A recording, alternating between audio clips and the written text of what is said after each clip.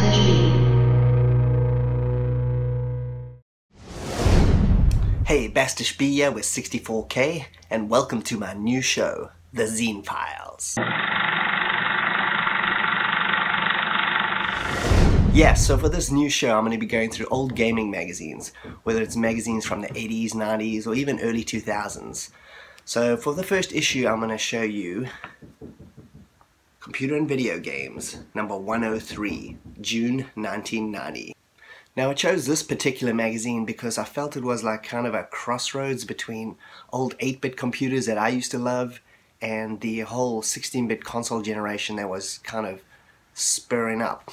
Yeah, so this issue really covers everything I love about games. We're going to go through it. I'm going to give you my opinions on all the reviews, tell you what games I played, give you some side notes. I'm going to show lots of videos, so you're going to see a lot of 8 and 16-bit game videos here. Yeah, I hope you like it. Let's get this thing going. Okay, so this is issue 103 of Computer and Video Games. This magazine was more commonly known as C+VG amongst anybody that used to read it. This is definitely one of my favorite multi-format magazines ever, right up there with the excellent Game Fan that came out in the late 90s. So if you look at the top, you'll see that this magazine covered everything. And I mean, like, it was a crossroads of 16-bit, 8-bit, and console stuff all mashed into one. It covered Commodore 64, Sega, Spectrum, Amstrad, Atari ST, Amiga, Mega Drive, PC Engine, Lynx, and Nintendo.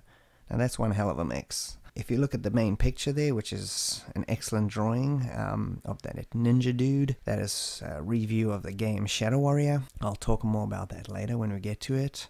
And you also have a look at the left hand side and you'll see we got International 3D Tennis and also a review of LHX, which is a pretty good helicopter flight combat sim. That was also converted to the Mega Drive / Genesis later on. The reason why I mention those two is because it's kind of like the beginnings of 3D kind of creeping its way in. Okay, so let's go to the first page. First up, you'll notice a massive 2-page spread here by Ocean. This is a UK software company that is pretty much well known for doing movie licenses and licenses of many kinds really, but mainly movies. Anyway, here's a bunch of their varied licenses actually. On the top left you got Sly Spy Secret Agent, which is an awesome Data East arcade game. This thing hasn't really been available very often besides these old home computer conversions. It's recently been available on the Retrocade, the new version of that, but besides that I can't think of anything else it's appeared on. It may have appeared on some compilation, but nothing that I can think of. In the bottom left you got a conversion of the Taito arcade game Chase HQ. I played the Commodore 64 version of that. It was absolutely awful.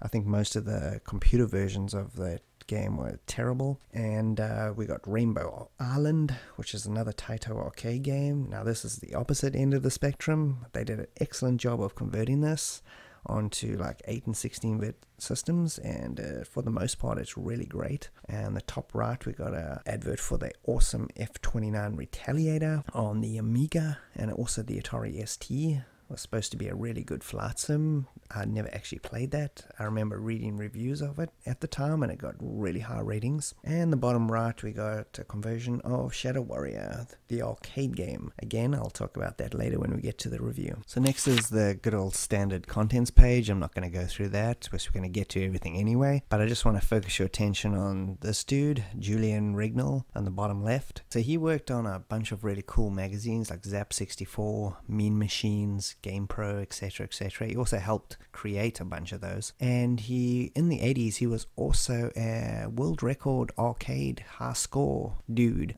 for Pole Position and Fender, and there may have been another one or two. Anyway, I thought that was pretty cool. He's still in the industry today. Okay, so this next page you got this awesome advert for Turrican, an excellent side-scrolling platform shoot-'em-up type of game that came out on all the 8-bit systems at the time and the Amiga. I played this on my Commodore 64. I thought it was excellent. The Amiga version is supposed to be fantastic as well. This game was made by Rainbow Arts, an excellent European company that made, amongst others, the great Gianna sisters. I don't know how to say that. And if you also look at the top left, they've actually got an advert for their own game. It's X Out or Cross Out. Never sure how to pronounce that either. either, because I've never heard anybody talk about that game, but that is a pretty damn good side-scrolling shoot 'em up. It takes place underwater. I think it was in submarines, like these futuristic submarine things that you can customize and all this crap. Anyway, it's an awesome game as well. These guys just really knew how to push the systems that they created on to the limit, and all these games that I'm mentioning have fantastic music as well, so you should definitely check them out. Okay, so this next page is a whole bunch of news items. On the top left we got Teenage Mutant Hero Turtles. Yeah, in the early 90s, late 80s, a whole lot of self-righteous parents got all freaked out that the things were called Teenage Mutant Ninja Turtles, and they got the ninja removed. They complained, they said it's too violent for kids. Oh my goodness, what a load of BS. Anyway, so this is just talking about the upcoming conversion of the NES Turtles game to home computers. And another interesting fact down the bottom right there, dying for a good game. That's the dudes are talking about the upcoming release of the Commodore 64 version of Die Hard. The PC version had just come out, and that was actually pretty cool. The Commodore 64 version, I played that, and it's pretty good for what it is. It looks completely different than the PC version. It's kind of more of like a side-scrolling adventure action. It's a bit of a combo mix, just like the PC version. Both are worth trying out. And continuing on with some more news, we're going to jump straight to the top left here and checking out the Sega Micro Drive, which was a working title for the Sega Game Gear. They talk about a whole bunch of the upcoming specs and everything for the system. Hadn't come out yet, I think it came out in 91. And on the right we got an excellent game called Flimbo's Quest by System 3. The guys that made the Last Ninja trilogy, amongst many other great games. This game was kind of a departure for them. They'd never done a side-scrolling action platform game. They were definitely obviously trying to cash in on the whole Nintendo platform craze that was going about at the time. Anyway, this game was pretty damn good, and it was basically bringing that kind of vibe to the home computers. Now, looking back on this right now, this box art or this advert art is absolutely awful. It is so amateurish, it's just terrible, I can't stand it. And it's definitely not a representation of the excellent quality of the game. And the last bit of news I just wanted to highlight is Core, a new software house. This is obviously talking about Core Design, the guys that made Rick Dangerous and Dynamite Ducks, and it's talking about how they are going to be self-publishing their own games from now on and not sending them out to third parties to, sell them. And they're also going to be creating a lot more of their own characters. So this is kind of almost like a forbearing, because a few years down the line they're going to create Tomb Raider, and with that brilliant 3D engine, which pretty much changed the way we play 3D games altogether. Okay, so I'm just going to explain this real quickly so we can skip over all these future soccer adverts. The reason being is that this was 1990, the Italy World Cup was about to take place, and tons of soccer games were getting released at this time, and even games that had been made years before were getting re-released in compilations and that, all to try and cash in on the World Cup fever. So we're going to skip over all these future soccer game adverts just to keep the pace going. So we finally get to the review of Shadow Warrior by Ocean, based on the Tecmo arcade game. Now, for whatever reason, this is actually the Ninja Gaiden arcade game. For whatever reason, they decided to, in Europe, to change the name of the game to Shadow Warrior, just to try and confuse the hell out of everybody. Anyway, I've only ever played this game in the arcade. They used to have it down the road from me when I was a kid, and I used to go there and play the hell out of it, and I remember it being really difficult and wasting a lot of cash on that thing. And so the Amiga review here, they gave it a C+VG hit, which is obviously excellent. It got 93% overall. They say it's a fantastic port. I can't really say anything about that. From the screenshots, it looks pretty damn good, and the arcade game is great too. So yeah, we got the advert for the upcoming Back to the Future game made by Imageworks. They also made the Back to the Future 3 game, which is really good. This one, I enjoyed it a lot. It was like a whole bunch of mini games all slapped together to imitate scenes from the movie. I really liked it. It got mixed reviews. Who cares? Anyway, this game is not to be confused with any of the god-awful NES Back to the Future games. And there's the good old mailbag section. This was hosted, I guess, by a dude called Yob. Basically, you wrote in and asked him a question, and this guy was a real jerk, and he basically used to trash you in letter form. So this one dude in the middle there, Jam, loses his rag. He asks if he can get a t-shirt from Yob, and Yob's response is, "T-shirt? Pah, why don't you push off, you lousy, pimply, skiddly, smelly old bum." That's pretty much what you got from Yob. That dude went on to another magazine later on. I believe it was Your Commodore YC, that was known as. It might have been another one, but I remember, and his name was changed to Mean Yob, because that pretty much was a better description of what he did. He basically just trashed anybody writing a simple letter, asking simple questions.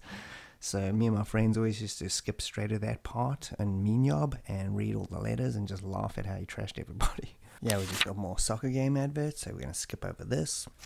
So on the left here, we got an advert for International 3D Tennis made by Palace Software. The guys had made Barbarian 1 and 2. I'm not going to talk about this yet. There's a review coming up for it, so I'll speak about it then. I was always a little bit creeped out by the dude's leg in that in the shot there. It looks like his ankle's breaking for whatever reason. I'm not sure why they decided to do that to the poor dude. Anyway, and on your right, you got Playmasters. Now, every magazine at the time had one of these sections. It was basically cheats and solutions to game problems, and they were all like for all different systems. These were pretty invaluable at the time. I can't express myself enough about this.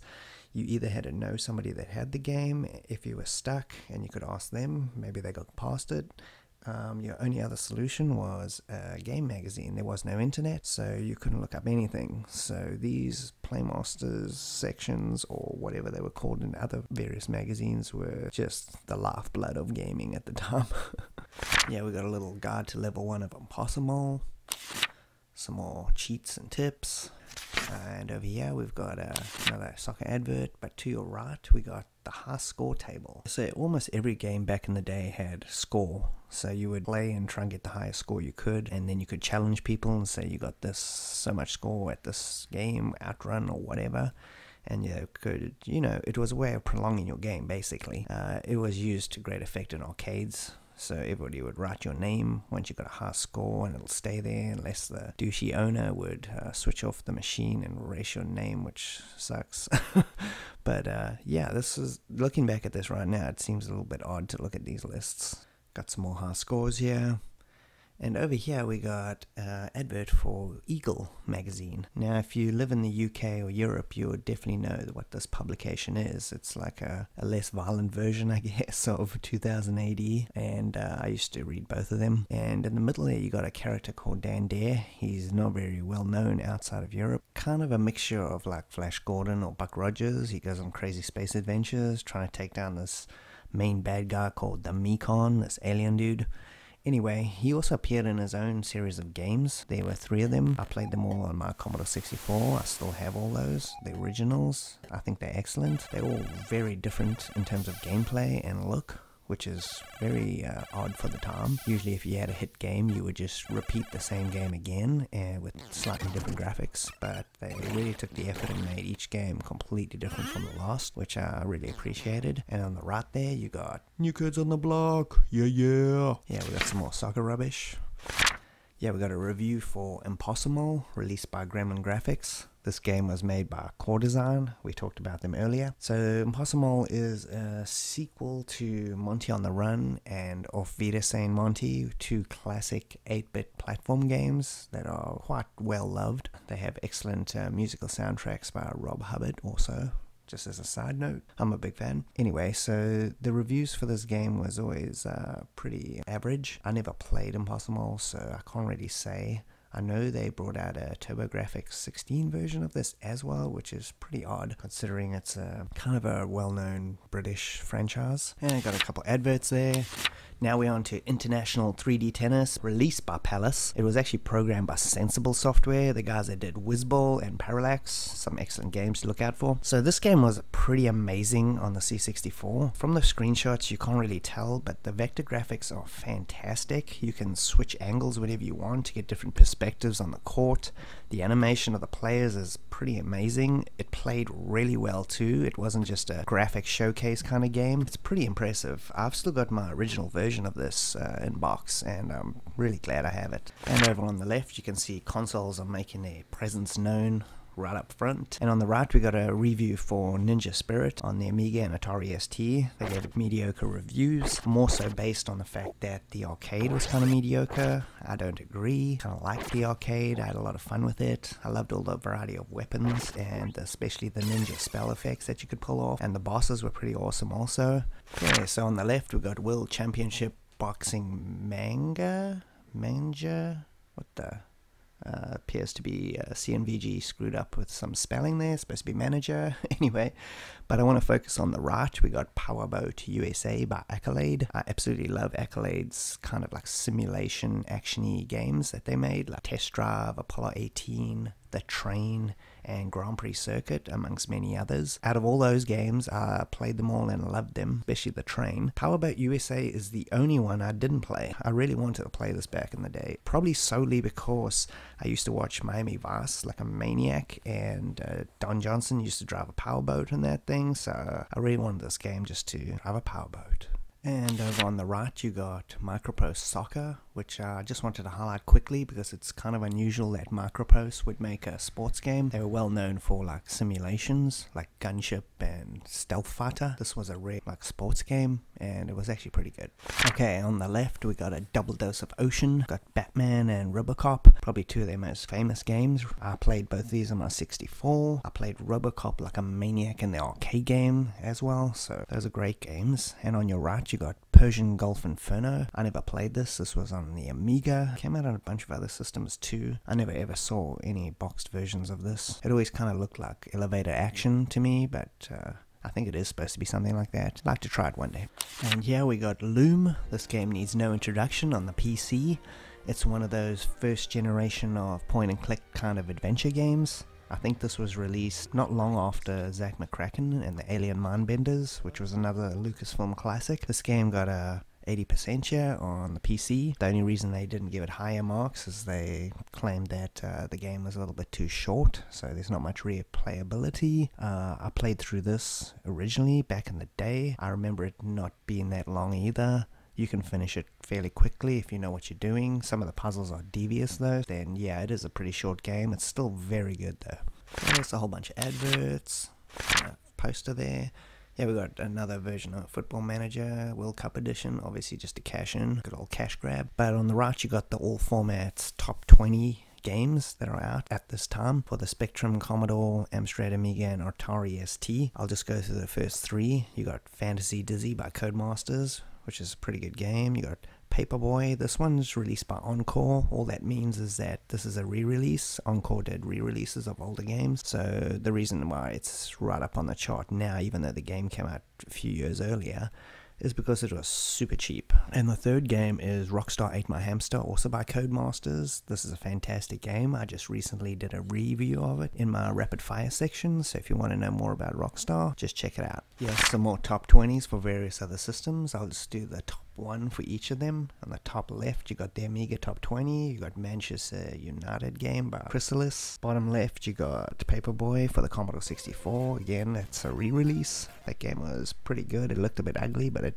the gameplay was really solid, just like the arcade. Top right you have the Atari ST. You got Rainbow Island by Ocean, excellent game. And the bottom right you got Spectrum. You got Fantasy Dizzy is taking the top spot.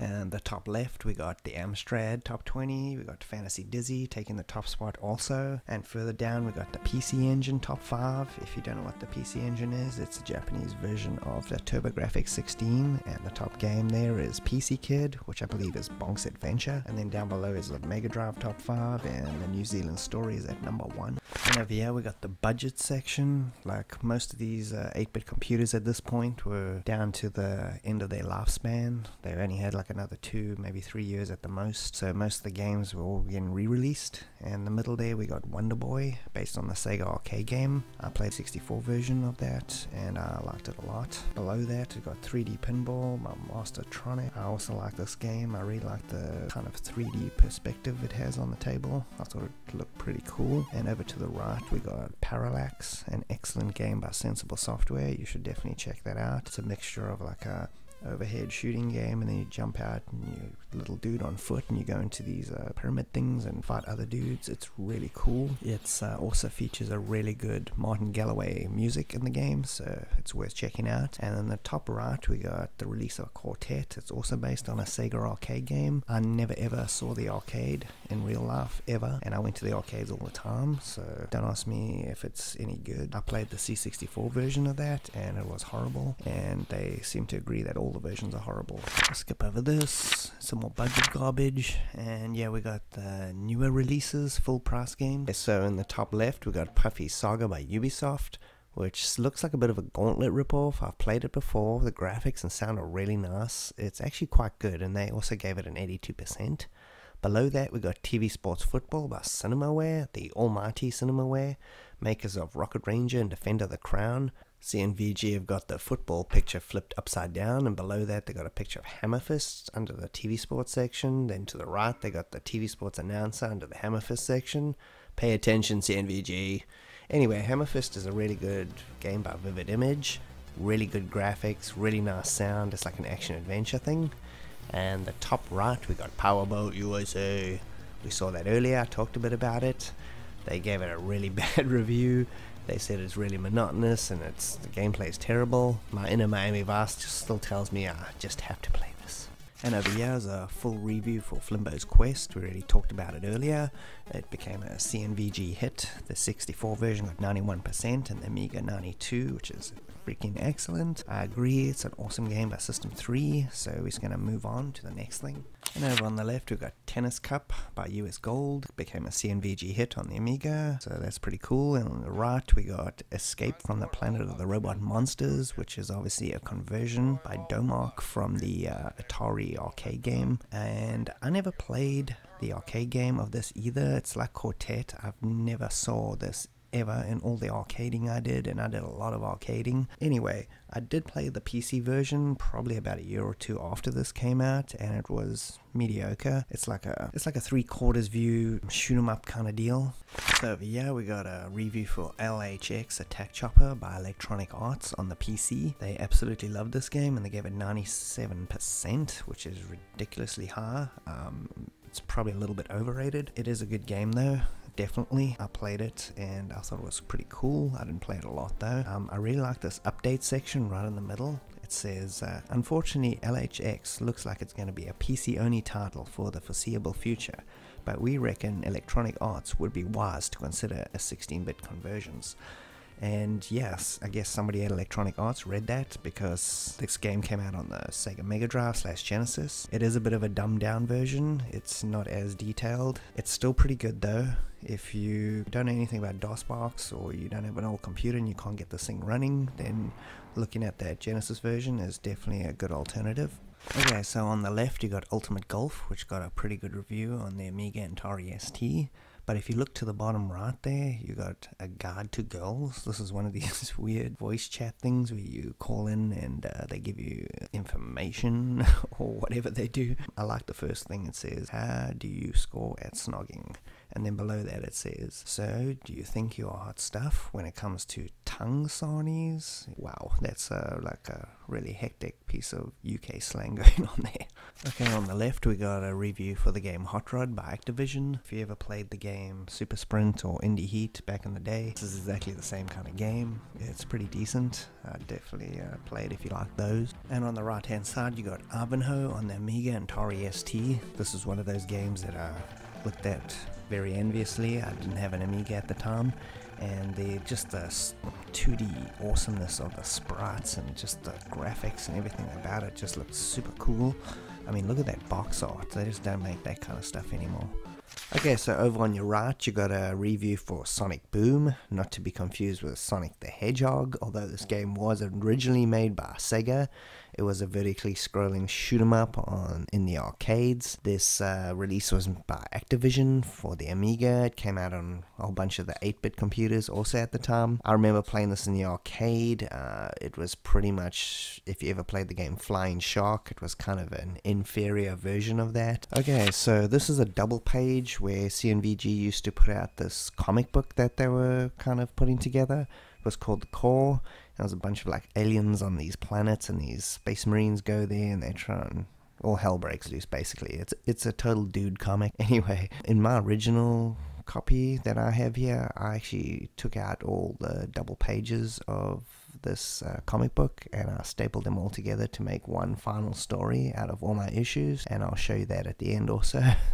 Okay, nothing good there. And now we enter the C+VG arcade action. This was one of my favorite sections. As you can see, Julian Rignall did most of the reviews for these games because he was an arcade fiend.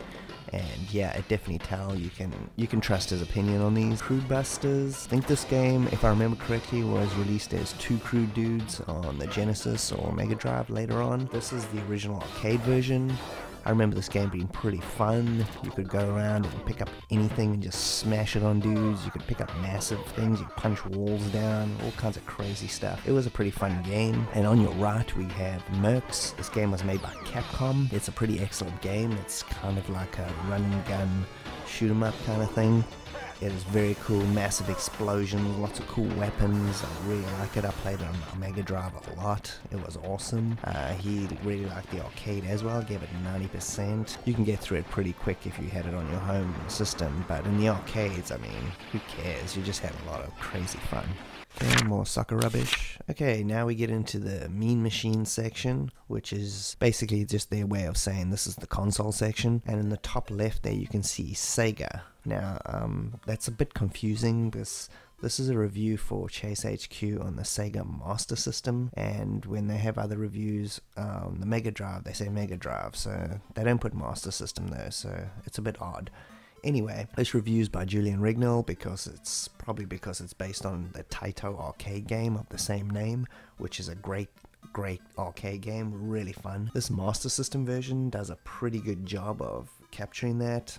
I've played this before. I thought it was quite good. It's 1,000 times better than any of the home ports that I ever played anyway, but those were mostly terrible. And yeah, it's pretty good. Chase after criminals and smash them off the road and take them into custody, and you get it like a little bulletin thing in the beginning, tells you about them. You gotta track down the car. It's a cool game. You should definitely check it out.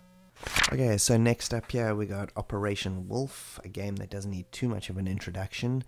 It's a pretty well-known arcade game, light gun arcade game, where you just shot the crap out of everybody and go and rescue like hostages and stuff like that. Anyway, so this had a whole lot of home ports done for it on computers, and this is the Master System version, and they gave it a C+VG hit. They said it's really good. It's got 90%. The thing they mention about this is that you can actually use the Master System light gun on it, which is pretty awesome because none of the other home console versions had that option that I know of. So this is almost like the definitive version of it. A bit of rubbish there. And now we're on to Batman on the Nintendo. And when I read this, when I was looking through this recently, I was a bit weirded out by just Nintendo, but then I totally remember that, I mean, the NES was the only console that Nintendo had made up until this point. This is 1990.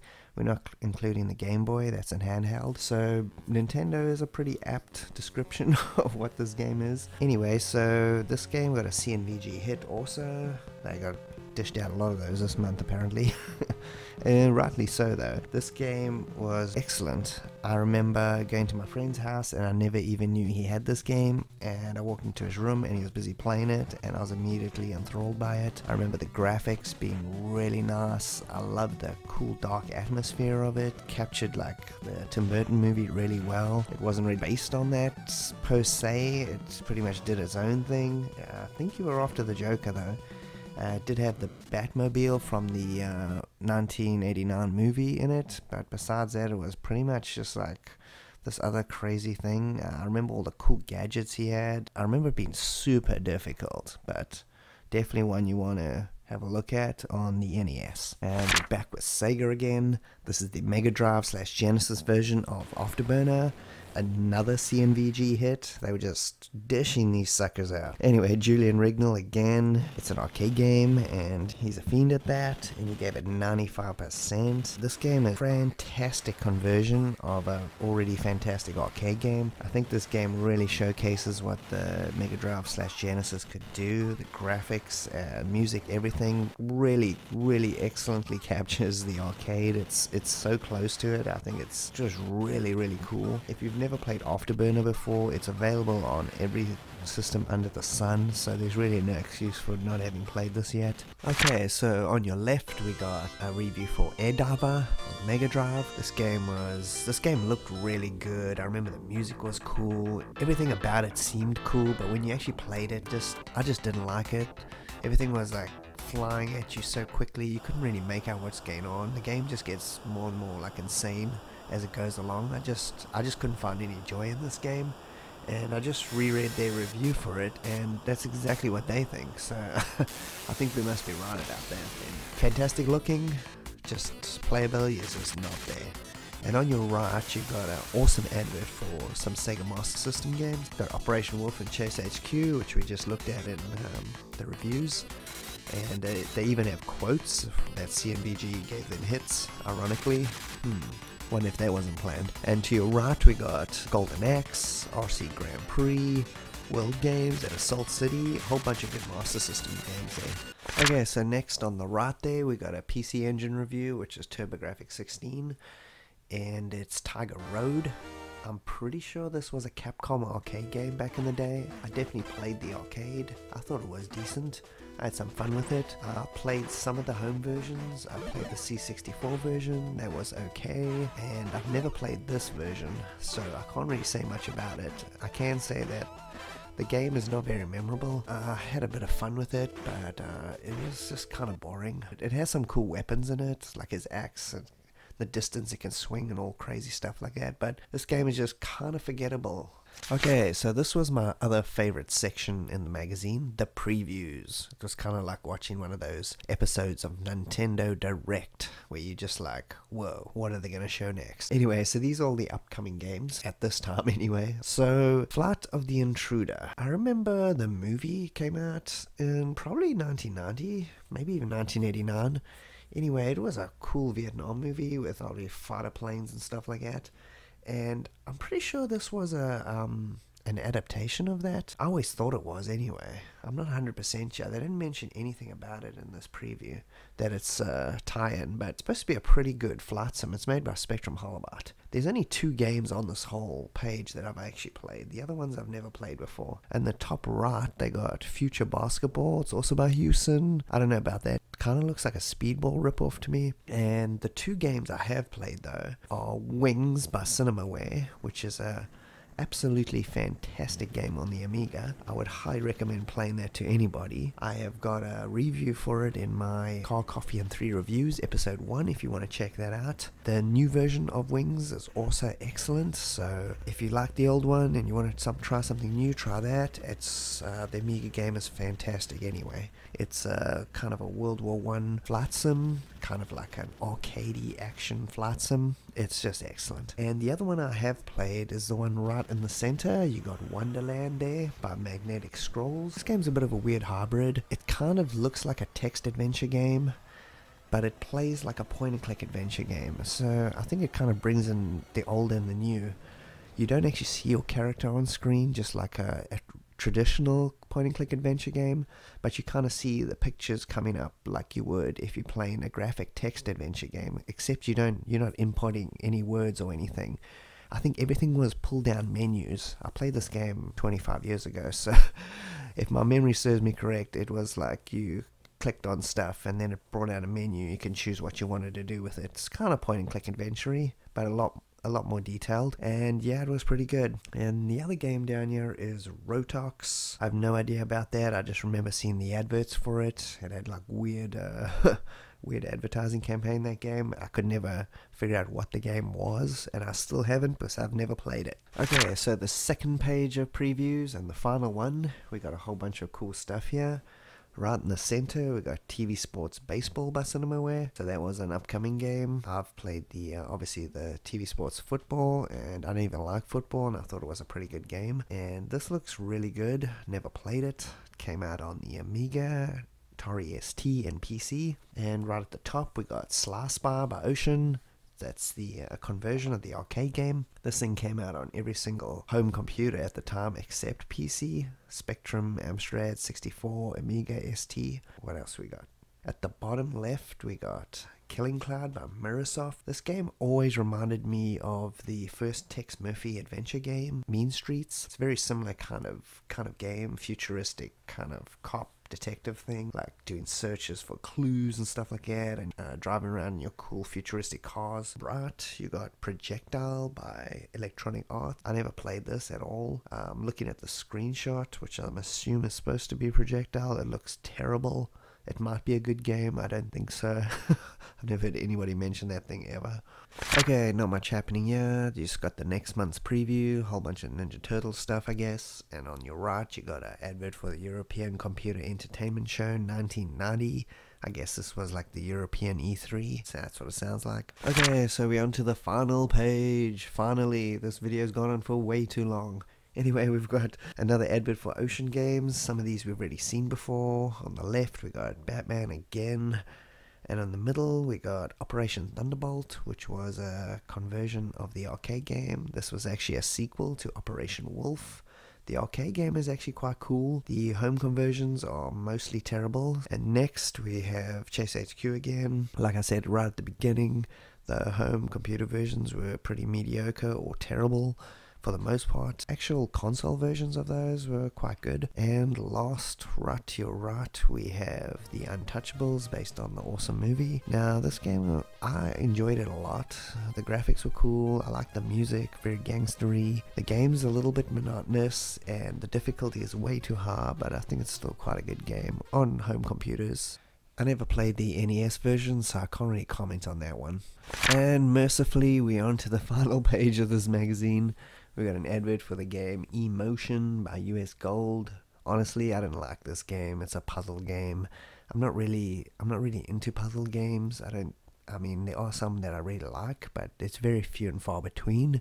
I just kind of like my games with some sort of story or some sort of more substance than just puzzly kind of thing, just over and over again. Anyway, so I'm not saying it's a bad game. There's probably a lot of people that like it, but whatever. I just don't like it. So that is the end, and I apologize for this video being so long. I was just trying to be meticulous about it and trying to mention everything that this magazine had. And for the one person that managed to survive all the way through, I hope you enjoyed it, and thanks for watching. Okay, thanks for joining me, Bastish B, for this new show. I hope you enjoyed it. If you could leave some comments, like and subscribe, that'll all be awesome. Let me know what you think of the new show.